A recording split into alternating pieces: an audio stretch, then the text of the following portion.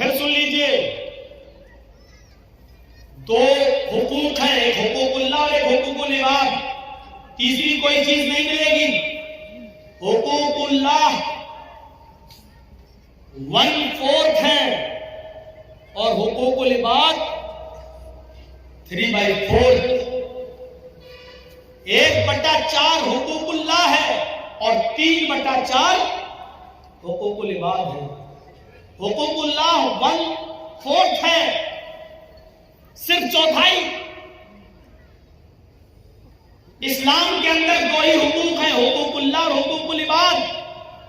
اللہ کا حق صرف چوتھائی ہے اور 3 حصے بندوں سے جڑے ہوئے ہیں، بندوں سے۔ اس کا مطلب سمجھ رہے ہو؟ اللہ نے فرمایا کہ میں اپنا حق چاہوں تو معاف کر سکتا ہوں، لیکن بندے کا حق میں معاف نہیں کروں گا۔ اس کا مطلب سمجھتے ہو؟ اس کا مطلب یہ ہے، نماز بہت ضروری ہے، لیکن اگر چھوٹ گئی یا جان بوجھ کر اگر آپ نے چھوڑ دی، اللہ اگر چاہے تو معاف کر سکتا ہے۔ یہ اللہ کی مرضی پر ڈیپینڈ ہے، وہ چاہے تو معاف کر سکتا ہے۔ بہت ضروری ہے نماز، لیکن اگر آپ نے چھوڑ کے جان بوجھ کر ہی ترک کر دے، اللہ چاہے تو معاف کر سکتا ہے۔ یہ اللہ کی مرضی پر ڈیپینڈ کرتا ہے۔ لیکن اگر آپ نے اپنے کسی مسلمان بھائی کی یا کسی غیر مسلم کی، ہندو ہی کی یا عیسائی کی یا کرسچن کی یا یہودی کی، اگر ایک بالشت زمین پر اگر قبضہ کر لیا ہے اور اس کو اپنی زمین میں شامل کر لیا ہے، ایک بالشت زمین پر قبضہ کر کے اپنے مکان میں شامل کر لیا ہے، تو اللہ قیامت کے دن اس کو معاف نہیں کرے گا۔ سمجھ رہے ہیں؟ نماز ایک بار معاف کر دے گا، یہ میرا حق ہے، میں چاہوں تو معاف کر سکتا ہوں، چاہوں تو نہ کروں۔ لیکن اگر کسی کا حق مارا ہے، ایک بالشت نہیں، 1 انچ بھی اگر آپ نے کسی کی زمین پر ناجائز قبضہ کیا ہے تو اللہ اس کو معاف نہیں کرے گا۔ نماز آپ نے چھوڑی تو اللہ معاف کر سکتا ہے، لیکن اگر آپ نے کسی کو ماں کی گالی دی، بہن کی گالی دی، یہ کبیرہ گناہ ہے، اس کو اللہ معاف نہیں کرے گا قیامت کے دن، جب تک کہ دنیا میں آپ کو آپ کے بھائی نے معاف نہ کیا ہو۔ تو جاؤ ٹھیک، یہ ہے سمجھانے کا اثر۔ سامنے ہی بیٹھ کر وہ پہلی سمجھ، اس کو کہتے ہیں چوری اور اوپر سے سینہ زوری۔ تم جیسے 360 مولوی روزانہ آئے، ہم ان کی نہیں مانے، تمہاری کیا مانیں گے؟ تم تو کل کے لوندے ہو۔ یہ ہے ہمارا سسٹم، دیکھیے آپ سسٹم۔ تو سن رہے ہیں، اس کو اللہ معاف نہیں کرے گا۔ اس لیے حقوق العباد کا خیال رکھیے، ظلم اللہ کبھی معاف نہیں کرتا اگر آپ نے کسی پر کیا، جب تک کہ وہ معاف نہ کرے۔ حاجی جب حج کے میدان میں ہوتا ہے اور آسمان سے فرشتہ حج کے دن 9 تاریخ کو عرفہ کے میدان میں آ کر کہتا ہے، اے حاجیو، اپنے گناہوں کی معافی مانگنے والوں، اپنے گناہوں سے توبہ کرنے والوں، جاؤ، آج اللہ نے تمہیں گناہوں سے پاک و صاف کر دیا ہے۔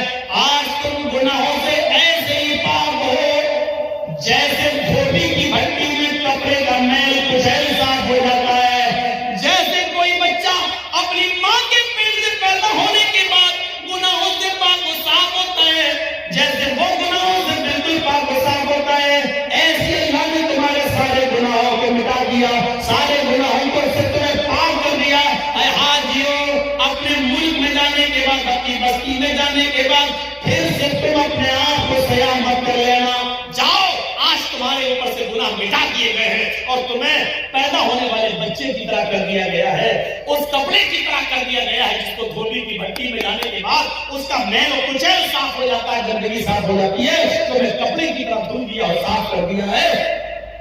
جہاں فرشتہ یہ اعلان کر کے خوشخبری سناتا ہے کہ اللہ نے تمہارے گناہوں کو ختم کر دیا، مٹا دیا، ایسے موقع پر بھی اللہ اس حج کے میدان میں بھی ان لوگوں गुनाह नहीं मिटाता है जो किसी पर जुल्म करके हज करने आए हैं, या किसी की दुकान पर नाजायज कब्जा करके, या एक दो बालिश जमीन किसी की दाग कर उस पर जुल्म करके हज के मैदान में पहुंचे और हज करने आए। जब तक बंदा उसको माफ नहीं करेगा, अल्लाह भी माफ नहीं करेगा, अल्लाह हज के मैदान में भी उसको माफ नहीं करेगा।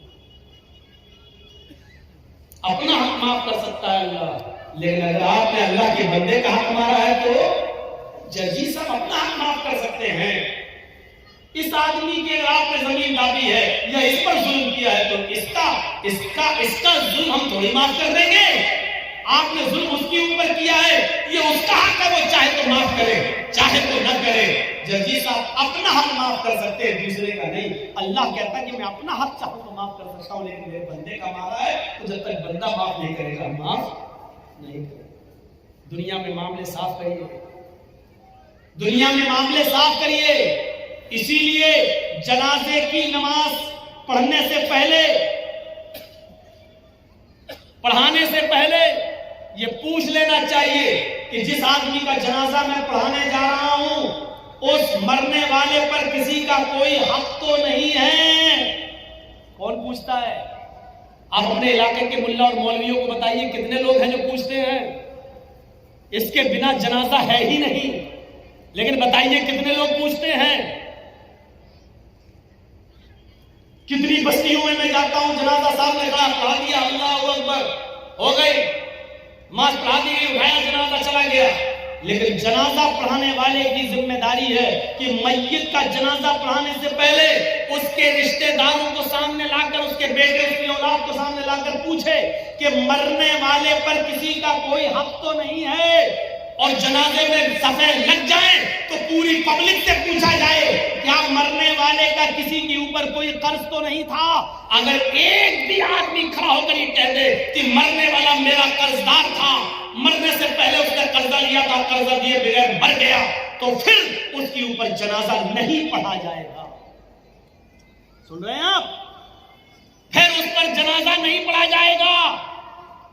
फिर उसके घर का कोई आदमी खड़ा होकर, उसका बेटा या उसका भाई खड़ा होकर ये कहेगा कि अपने बाप का कर्जा मैं अदा करूंगा। जब बेटा या घर का कोई वारिस ये कहे कि मैं इस मस्जिद का कर्जा मैं अदा कर दूंगा, इतना इतना रुपया तुम्हारा कर्जा मैं दे दूंगा, जब इस बात की गारंटी जब कोई लेगा तब उसका जनाजा पढ़ा जाएगा। आप समझ रहे हैं कितना बड़ा मामला है ये बंदों का मामला। एक आदमी मर गया, दुनिया से चला गया, उसके साथ उसकी नेकियों का दरवाजा भी बंद हो गया, लेकिन इसके बावजूद मेरे भाइयों उसका जनाजा पढ़ाने से पहले पूछा जाएगा क्या इसके ऊपर किसी का कर्ज तो नहीं था, कोई मामला तो नहीं था। और अगर निकल गया तो उसका जनाजा नहीं पढ़ाया जाएगा जब तक तो उसके रिश्तेदार ये न कहें कि इसका कर्जा या इसका मामला मैं अदा कर दूंगा। मेरे प्यारे साथियों, जरा तसव्वुर कीजिए, नबी अकरम सल्लल्लाहु अलैहि वसल्लम का आखिरी वक्त है, इस दुनिया से जाने वाले इंतकाल में 2 या 3 दिन बाकी रह जाते हैं। आप फरमाते हैं लोगों अगर मेरा किसी के ऊपर कोई कर्ज हो तो वो आज ले ले, कयामत के दिन में नहीं दे सकता। इंतकाल से 2-3 दिन पहले लोगों अगर मेरे ऊपर किसी का कर्ज हो तो वो 2-3 वो मुझसे ले ले। एक सहाबी उठते और कहते हैं कि अल्लाह के नबी मेरे 3 दिरहम है आपके पास। अल्लाह के नबी सल्लल्लाहु अलैहि वसल्लम ने एक सहाबी को हुक्म दिया कि 3 दिरहम इसके अदा कर दिए जाए। उस सहाबी ने उसी वक्त उनके 3 दिरहम दे दिए। आपने फरमाया लोगों जब मेरी रूह कब्ज़ से परवाज़ हो जाए, जब मेरा इंतकाल हो जाए तो मेरी नमाज जनाजा से पहले पूछ लेना किसी का कोई कर्ज तो नहीं है, किसी का कोई कर्ज तो नहीं है। अगर कोई मिलता है तो उसका कर्ज अदा कर दिया जाए, उसके बाद मेरा जनाजा पढ़ाया जाए और फिर मुझे कब्रिस्तान में दफन कर दिया जाए। मुझे गौर कीजिए मेरे भाई, ये वो हस्ती कह रही है जिसके लिए हम मकाम महमूद की दुआ करते हैं नमाज के हर अज़ान के बाद। और इसका हाल ये हुआ कि अल्लाह के नबी सल्लल्लाहु अलैहि वसल्लम का जब इंतकाल हुआ तो पूरा پوچھا گیا کوئی قرض تو نہیں تھا؟ جواب کہیں سے نہیں ملا۔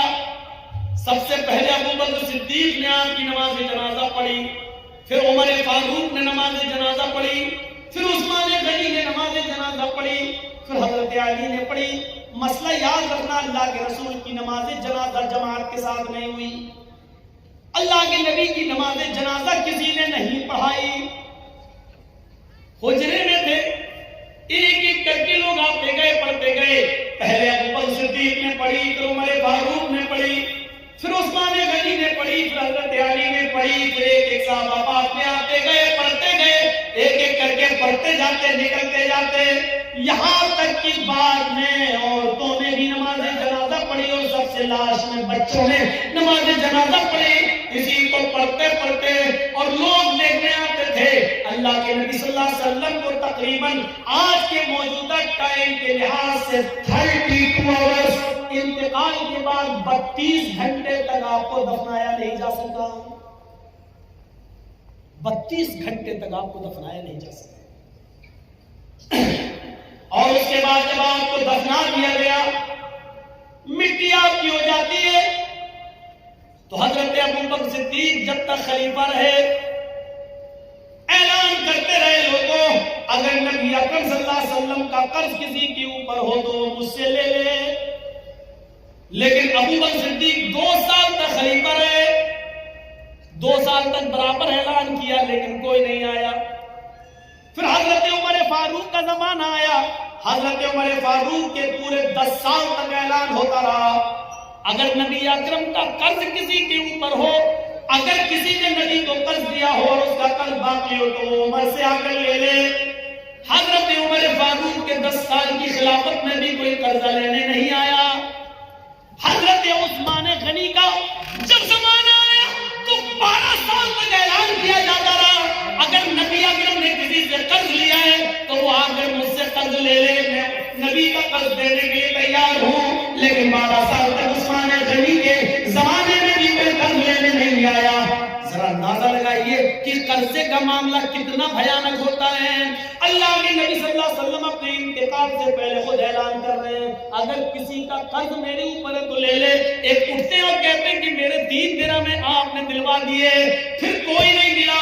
ابو بکر صدیق نے 2 سال تک اعلان کیا لیکن کوئی نہیں ملا، عمر فاروق نے 10 سال تک اعلان کیا لیکن کوئی نہیں ملا، عثمان غنی بھی کہتے ہیں کہ نبی کا قرض کسی کے اوپر تو مجھ سے لے لے، لیکن 12 سال تک کسی نے کوئی قرض نہیں مانگا۔ غور کرو کہ قرض کا معاملہ کتنا بھیانک ہوتا ہے، کیونکہ قرض دار آدمی کی روح لٹکتی رہتی ہے زمین و آسمان کے بیچ میں۔ میرے پیارے ساتھیوں، جب تک اس کا قرضہ ادا نہ کر دیا جائے میرے بھائیوں یہ مانگنا بڑا عجیب و غریب رہتا ہے۔ آئیے اس معاملے کو سمجھنے کی کوشش کیجیے۔ حقوق اللہ معاف کر سکتا ہے لیکن بندے کا حق معاف نہیں کرے گا۔